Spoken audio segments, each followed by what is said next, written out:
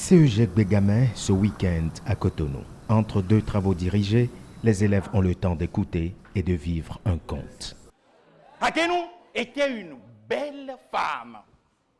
Akenou était la plus belle de mon village. Mais Akenou, comme les autres femmes de mon village, elle n'a pas eu la chance d'avoir un enfant.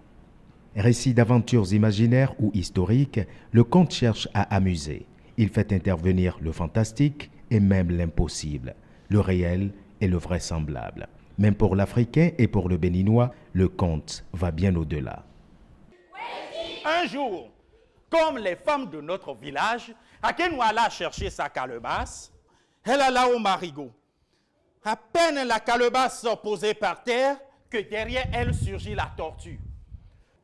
Je vais te donner une belle fille, mais tu ne pourras la garder à condition qu'on ne l'appelle jamais Jet. Mais dans un monde en perpétuelle mutation, avec l'usage des technologies de l'information et de la communication, ce pan de la littérature est en train de disparaître. Alors même qu'il devrait rester cet instrument qui apporte la moralité à l'école. Il faut dire le conte.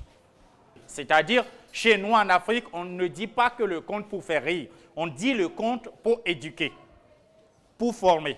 Donc, avant l'école du blanc, nous avons le conte qui était en lui-même une école.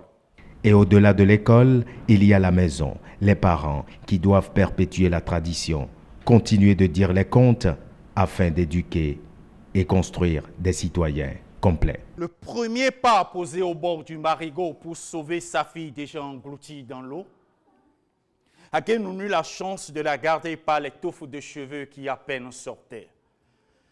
La force du génie étant très noble, le génie arracha la fille au fond de l'eau qui laissait ses cheveux qui sortaient à peine au fond des mains de sa mère.